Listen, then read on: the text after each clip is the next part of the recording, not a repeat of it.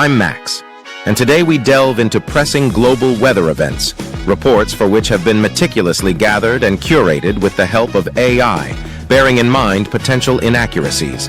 Let's dive into today's headlines. We start in the United States, where Hurricane Francine has struck Louisiana, wreaking havoc as it made landfall as a Category 2 storm. Bringing wind speeds of up to 100 miles per hour, Francine deluged New Orleans and neighboring areas with over 8 inches of rain.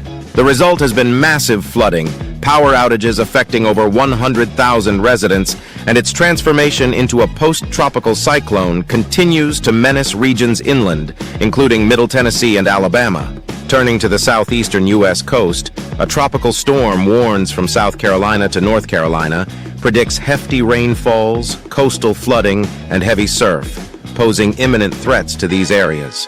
Across the globe in Asia, China is on high alert as Typhoon Bebinca nears Shanghai, expected to be the fiercest since 1949's Typhoon Gloria. With landfall predicted at winds of 144 kilometers per h, the city has seen flights, trains, and ferry services halted amid the peak travel period of the Mid-Autumn Festival. Meanwhile, Myanmar struggles post-Typhoon Yagi, which has resulted in devastating floods and landslides, causing the deaths of at least 113 people and displacing 320,000. In northeastern Nigeria, the collapse of the Alau Dam spurred severe flooding, impacting over 1 million individuals and displacing 200,000 in Maiduguri.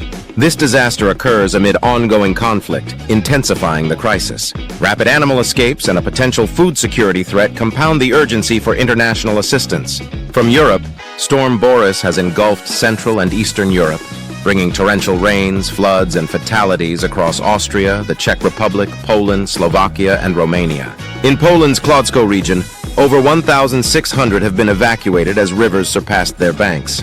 Meanwhile, Austria mourns a firefighter's death, and a tide of damaging floods in Romania and Slovakia prompts states of emergency. We also turn our focus to England, where warnings of a wetter-than-average autumn cast a spotlight on deteriorating flood defenses. Concerns rise as only a slight majority are deemed adequate, putting thousands of properties at risk.